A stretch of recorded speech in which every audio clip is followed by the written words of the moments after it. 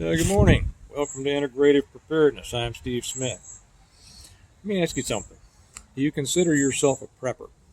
Well, if you're here, you probably do. Let me ask you something else. Are you a helper?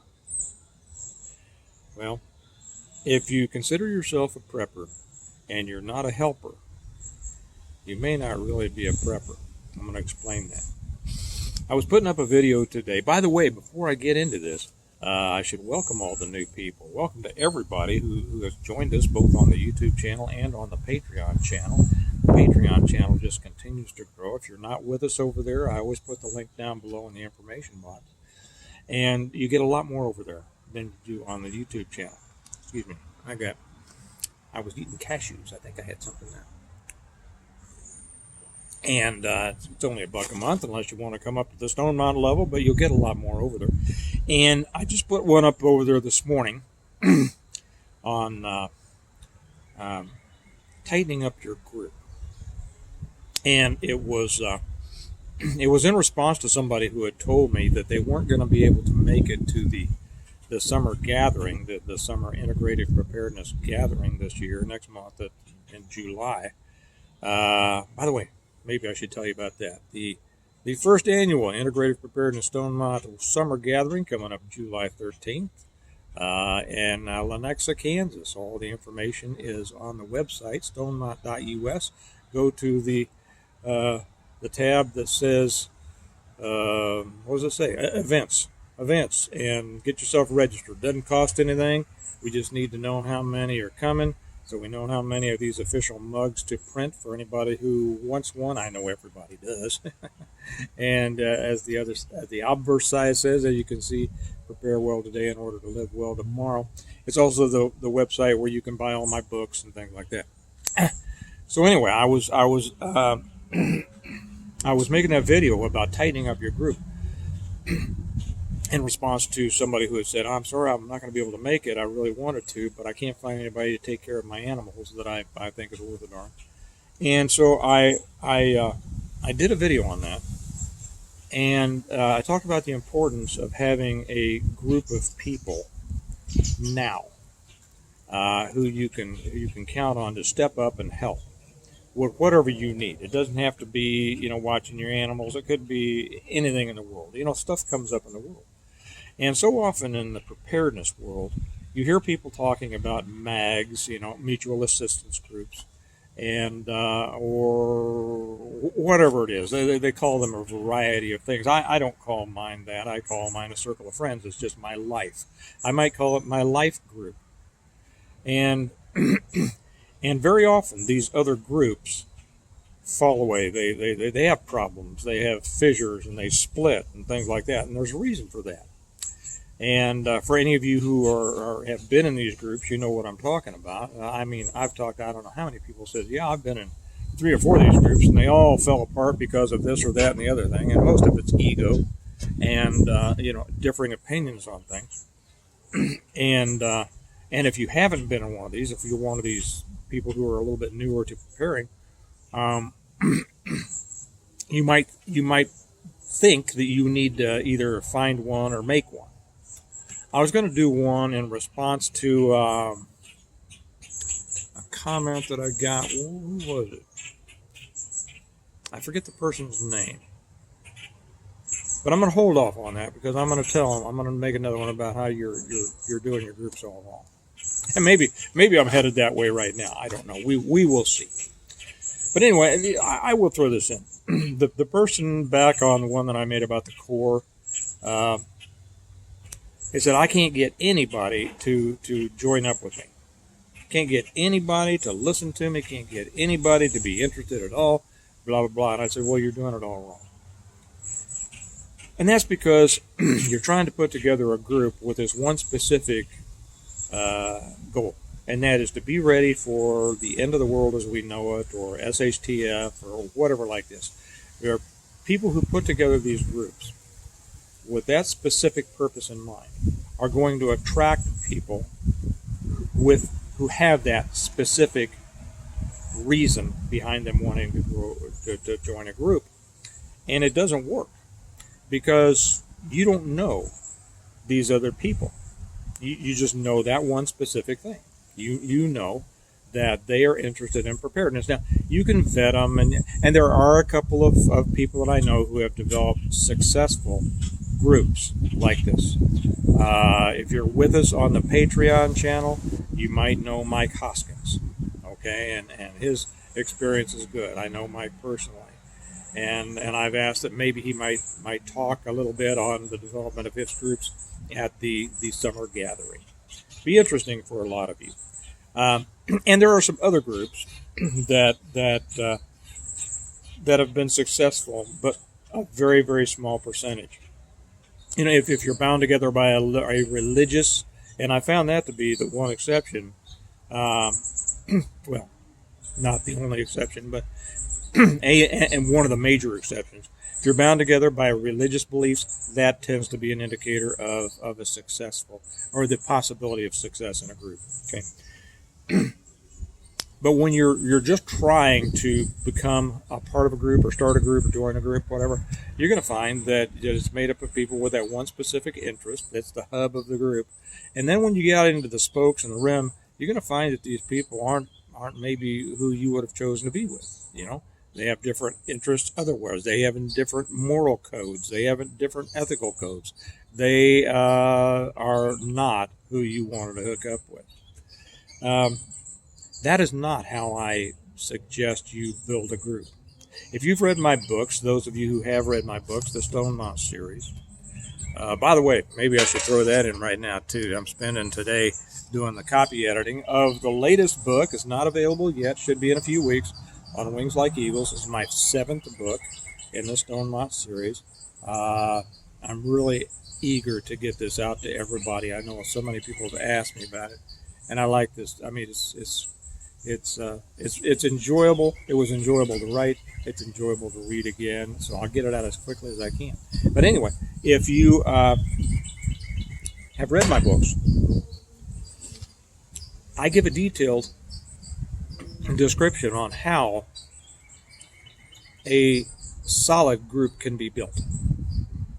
As a matter of fact, I give several indications. It starts in the first book, The Reversion, and then it just continues throughout other communities that come together and are able to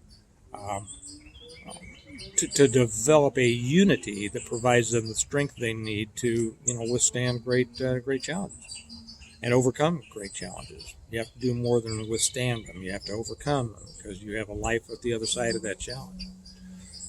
And the thing is it's about people. It's about, first off, developing your own preparedness. It's about developing your strength as a person. And that doesn't mean just moral strength or mental strength. It means physical strength in that not just, how much you can lift, but that you have the physical resources to be able to provide for yourself and help other people. Now, the reason that I call my group a circle of friends is because it is not centered on preparedness. And as I said in the one on Patreon today, if I have a problem, I have a number of people who will step up and take care of things for me while I'm not available. And that's simply as a result of the development of friendships. Now, I don't mean acquaintances, because I hear a lot of people say, well, I don't know anybody that I would trust. And I have to wonder, how in the world can that be? I, for most of my life, was one of the most antisocial people you can believe. I did many years in law enforcement, and then after that, I didn't like people because of the kind of people I was around. And I thought the whole world was horrible. Well, I came to realize that once I opened myself up and came out and take a good look at the real world, the whole world is not horrible. It's excuse me, my voice is giving out. It's cracking because I've been talking too much today. The world is a pretty good place, to be real honest. And I know that just shocks a lot of people in preparedness because they think, or they want to think, that the world is a horrible place. It's not. It's just full of people. People come in all shapes, sizes, colors, beliefs, everything like that, and a lot of them are just darn good people. And you can meet up with them. You can develop relationships with them if you're willing to do it. Now, if you're not willing to do it, it won't happen, and you will continue to be one of these people that say, I can't trust anybody. I don't have anybody I can rely on. I can't this, and I don't like people and all this. And that's a horrible way to live. How do you get that? How do you get these people? Well, you know the old saying, in order to have a friend, be a friend? It comes down to that. It really does.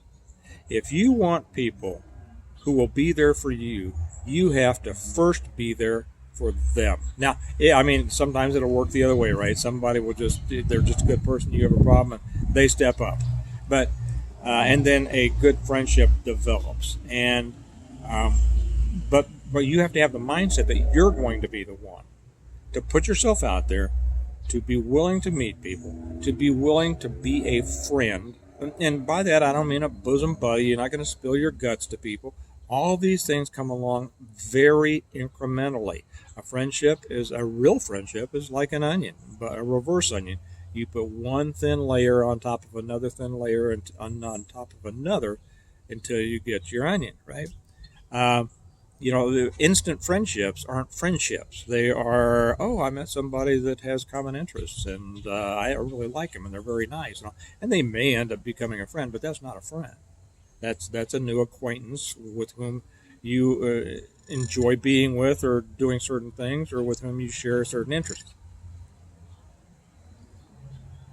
Where the real development of a relationship comes from is helping one another.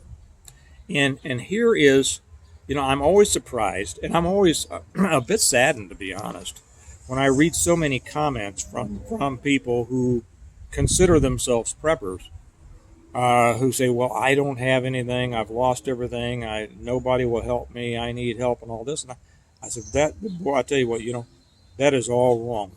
How is it that you consider yourself a prepper? Because you can't help anybody. If you need help, you can't help others. Well, I can help them by being, supportive, and well, that's good. Pray for them, support them. But the thing is, if you are really a prepper, you need to be able to help other people. Preparedness is going beyond your own needs. And I've explained that the whole concept of integrated preparedness is being able to separate yourself and support yourself, be self-reliant outside of the need of those external interrelated systems over which you have little or no control, and to be able to be self-sufficient. And that's the first step. You can't help other people if you're not taking care of yourself. It's just like the old, when you take your basic life saving when you're a teenager, and they say, hey, you can't help anybody if you're letting them pull you under. Okay? You need to make sure you're safe first, and then you save them. It's the same with preparedness. And so, I hear a lot of comments in the preparedness world of kind of bemoaning the fact that I don't have any friends, I don't have any this, I don't have any, I don't have any, I can't afford to prepare, I can't afford. Okay, I don't want to be mean, but you need to do better. You just need to do better. Well, I can't do better. Yes, you can. And I said, unless you're in a coma, you can do better. You're just not doing it. And if you're not doing it, you're not even able to help yourself. You're certainly not going to be able to help anybody else. Okay? You're going to be a person that always constantly needs help. I know big old, matter of fact, I was just watching a UFC fight, a guy that I know. Big tough guy. Strong as an ox, good fighter, all that. And you know what? His personal life is just a wreck. Always has been. I don't have a lot of respect for him. I just happen to know him. He's not a friend. He's just a guy that I know. And he's a perfect example of somebody that put all of his energy into one thing, from which he got his identity, and he is just, he's constantly thanking people for their help, constantly thanking people for their help, and it makes other people feel good that he's thanking them, so people want to help him because he keeps thanking people for their help. You would think that this guy looks like he could lift a truck out of a ditch with one arm, right? But he's constantly needing help in his personal life and his emotional life and his all this. He's just a wreck. He's and I said, well, okay, that's great that you're thanking people for helping you. Well, who are you helping? Who are you helping? And I would venture to say is nobody. To be prepared means you don't need help from anybody. Now, does that mean that you won't take help? No. I said on my video this morning, when I fell off that roof 7, 8, 9 years ago, I forget what, fell off that roof and shattered my arm. We were right in the beginning of the Christmas light season. It's one of my businesses. I couldn't put lights up for the rest of that season. If I hadn't had people step up, family and friends, to help me, I would have lost that business. It's now one of our good businesses that we're building into a multi-generational business. So certainly, I don't turn down help. That was an accident. But that's why, it was those people who were able to see me through. They helped me, and I am always thankful for that. They were able to help me. Why? Because they were prepared to do it. They were doing that because I also had put myself out for them. I had helped them. I was always willing to help them. It's the person who, when you call them, they pick up. I think there's a country song like that, isn't it? Probably. I don't know. Always that they pick up and they say, I'll be right there. A lot of people, from what I hear, and you know what? Here's the interesting thing. And I don't want you to take this the wrong way. I want you to see there's a lesson in here. I hear a lot of people say, well, again, I know I'm beating the same drum. They don't know anybody who will step up or they can trust or help. I don't know anybody like that. I really don't. I'm not special. I'm just a guy that's willing to get out there and meet people and, and help out and be friendly and be a friend. As a result, friendships develop and then people are there for you. But I don't understand people who say there's no one around to help. Let me be brutally honest because I'm trying to help here. If that applies, I hate to say to you, but I will say, if that applies to you, because those of you who it doesn't apply to, you're not going to be offended by this. And maybe the person who it does apply to will be helped. If that's you, you need to change. You need to change, not other people. You can't change other people. You need to change you. You need to change yourself. And if you do, because right now, your attitude is probably pushing people away. And as a result, there's not going to be anybody there to help you. As a result of that, you're not going to be strengthened and you're not going to be able to help other people. If you don't put yourself out there, you're not going to know people who maybe need help. Okay? Somebody down the block needs help, but you don't know them, or down the road, or wherever, You don't know them, so you don't know that they need help. What if you did know them and you knew that they needed help and you were able to stand up and say, hey, can I help you with that? Can I give you a ride to the doctor? Can I do this? Can I come over and did you have a death in the family? Did you have something? Did you break your leg? Can I make you a casserole several times a week? Well, how can I help you?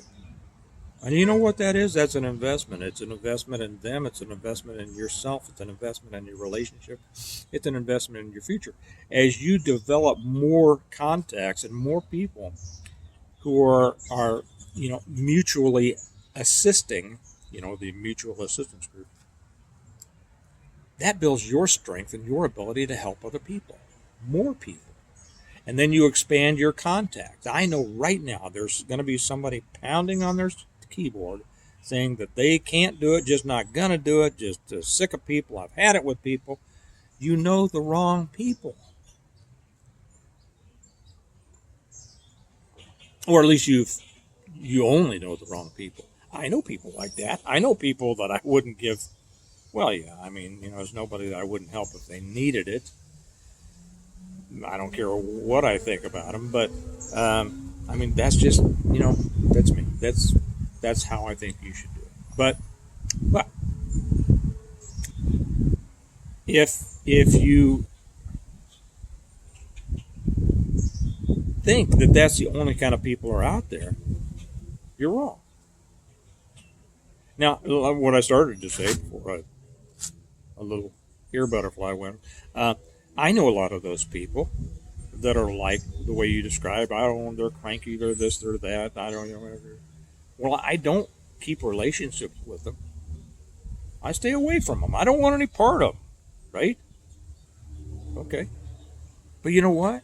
I understand that not everybody's like that. There's a story. It's a joke, kind of. It's a lesson about if a cat jumps onto a hot stove, he'll never jump onto another hot stove, right? But he'll also never jump on a cold stove because he associates the pain with the stove, not the fact that it was hot. Well, there should be a difference between cats and people. When you run into an idiot, or you run into several idiots, you should recognize that that's because they're idiots, not because they're people. All people aren't like that. The way to get to a position of strength where people will help you is to you be willing to help them. Go out of your way. Be the one. First off, build yourself so that you are the one that people look to for advice. Live a life that other people can look at and say, man, they got themselves put together. And they're nice, and they're willing to talk, and they're, whatever. I think I want to talk to them. I think I'd be interested in what they have to say. I think I'd be interested in their opinion. What do you think about this? If you're a person who's always needing help, nobody's going to come to you for help, or except, to be honest, other people who need help are going to gravitate toward you.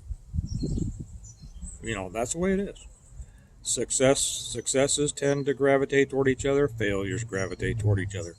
And while successes build each other up, failures continue to tear each other down because that's the identity that they have adopted. That's the identity that they recognize in others. That's the identity and the world in which they feel the most comfortable. Simple as that. And if you are surrounded by failures or backstabbers or people who are always needing help, you are because you've chosen to be. Real tough lesson there, but that's the truth. You have chosen to be because that's where you feel the most comfortable. Don't do that. Break out of it. Instead of seeing yourself as a victim, see yourself as a person who is building themselves in strength and resources under the direction of the good Lord, and that's key. That is key. If you are not doing things according to the will of God, you are already half sunk. Truth.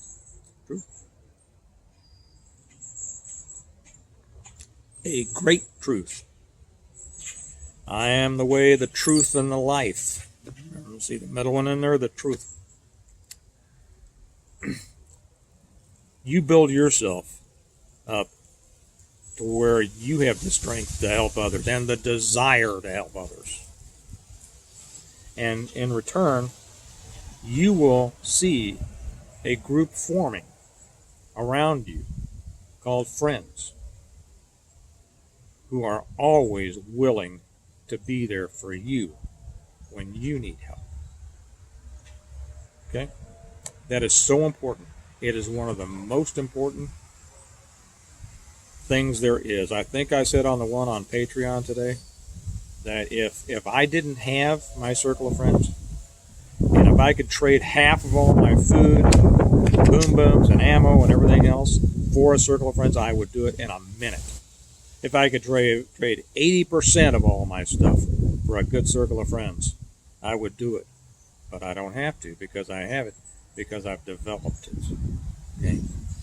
No man is an island. No lone wolf is going to do it. If you feel isolated, understand it is you who have isolated yourself. Your life can be more fulfilled than it is now. You can, as a result of that, become more prepared. You can become safer, more secure, and you can be a person who sees life in a positive light rather than a negative light. And even though we prepare for all the negative things, you have to do it in a positive frame of mind, or you're going to be doing it wrong. Okay, before I let you go, remember the Stone Mind. You can put the links down below. Anybody would like to come to the gathering. It's going to be a great time, July 13th. These are the official mugs for it. Like I say, only people who come to it can get one of these mugs. And I'll have them out there for you. On the back says, prepare well today in order to live well tomorrow. Semper Paratus, as you always hear me say. My books, if you want to know how to build a group, become self-sufficient, I say, and it's not just me, so many people have said it around the world. The Stone Mind series, my books, the complete guide to preparing for, surviving, and rebuilding. Rebuilding means people. Rebuilding means helping. After a complete collapse of everything, you can get them either through Amazon or you can get them directly from me, and I love it when you do that. Get them through the website, stonemont.us. I don't have to show you because I'm waiting for the next shipment to get in. And go to stonemont.us and you'll see some things there, books or shop or something like that. Over on the far right, to your right, you hit the events tab to register for the get-together. But you can order your books, and I love it when you do that because I get to sign them for you, and I get to write a little note in there for you and everything like that. And then the seventh one, On Wings Like Eagles, will be out in a few weeks. So y'all think about that. If you're in a great position and didn't need this message, excellent. I know you're out there helping people, and you know the one I've said is true, right? And if you're not one of those quite yet, if you're struggling about this, I can't find people, I can't find a group, don't worry about finding a group, find friends. Make friends. Develop friendships. Develop relationships. The person who's always going after a group is like the person who's always looking for a church or deciding on a religion. And as Jesus, Christianity, for instance, I'll use that as an example. It's not a church. It's not a religion. It's a relationship. And the same is with friends. It's not a group. It's not a mag. It's not a this. It's friends who are working together now in areas far more disparate than just preparedness. And that's how you learn about people. That's how you get to know people. That's how you get to care about people and how they care about you. And then you're going to be strong. You're going to have support when you need it. Okay? All right. You all have a good day. It's going to be a beautiful day. Remember that we prepare well today in order to live well tomorrow, and there are a few things more important than developing the right circle of friends. And I'll talk to you later. Bye-bye.